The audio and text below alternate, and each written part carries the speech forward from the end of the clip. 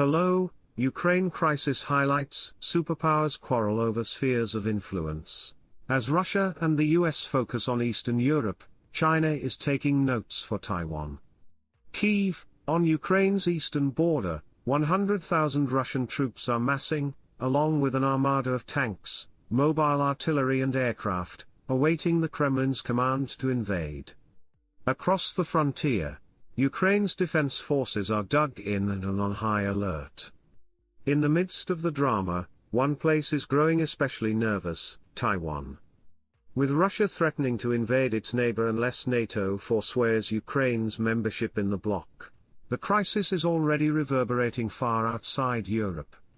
Many Taiwanese, for example, believe Beijing is watching the outcome carefully, and it could have dire consequences for their island, which lives with the constant threat of reunification with the mainland.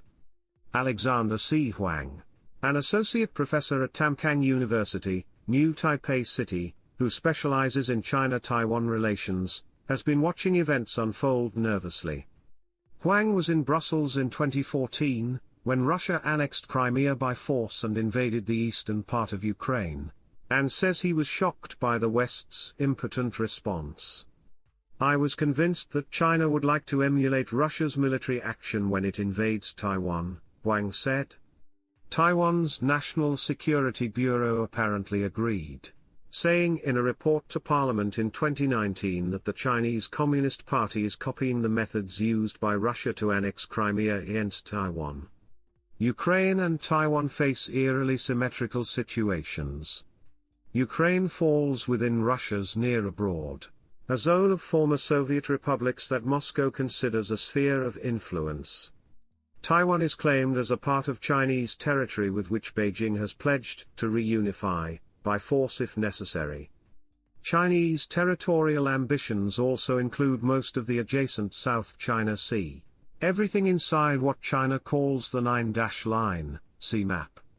The crisis over Ukraine is thus seen as a precedent for a new kind of relations between great powers, which echoes an old kind of relations, when great powers were allowed to do what they wanted in their own neighborhood.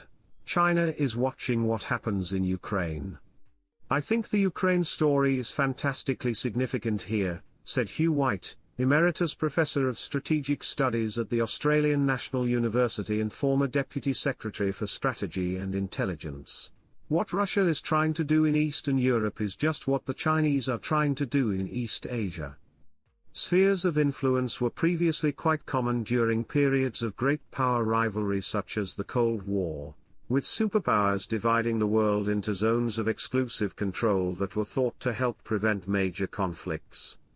The US and the Soviet Union formally recognized each other's spheres of influence in 1945 at the Yalta Conference, and recognition of such zones of special influence was included in many other formal treaties.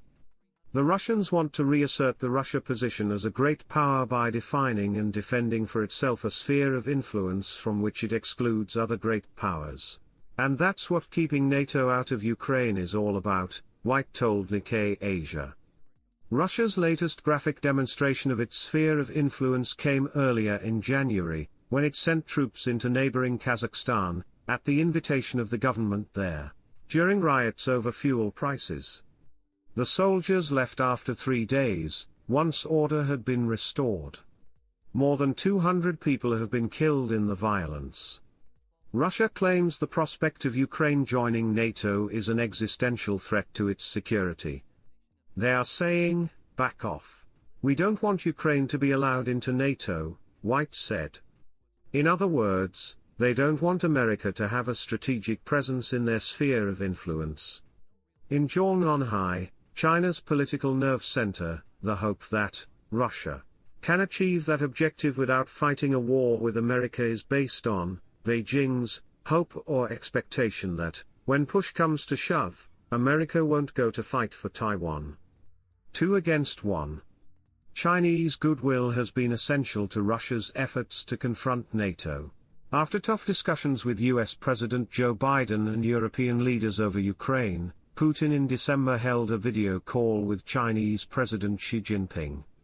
After Putin explained his security demands to the US, Xi responded positively, saying he understands Russia's concerns and fully supports Russia's initiatives to work out these security guarantees for Russia, according to Putin's aide, Yuri Ushakov. Putin for his part lent support to Xi by confirming his attendance at the opening ceremonies of the Beijing Winter Olympics on February 4, which the US and some of its allies are diplomatically boycotting over China's human rights record. It was during another Beijing Olympics Games, the 2008 Summer Games, that Russian troops invaded Georgia. Putin, then Prime Minister, arrived at the opening ceremony but quickly flew back to the military headquarters set up in southern Russia to command an operation against the country. The immediate causes of that war are still in dispute, and Russia claims it invaded after Georgia shelled Russian peacekeeping troops in South Ossetia. But the background to the conflict was Russian fear over NATO expansion. In a joint NATO communique at a summit in Bucharest months before, the organization had said Ukraine and Georgia will become members of NATO. Putin's main demand for the US today is to withdraw this provision and legally assure Russia that NATO will not be extended to former Soviet republics. Putin since October has gathered 100,000 troops near the border with Ukraine.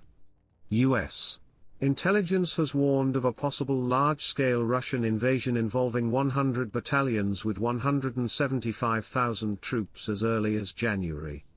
Despite Russia's overwhelming military strength, the border guard said, "We are ready." Thank you.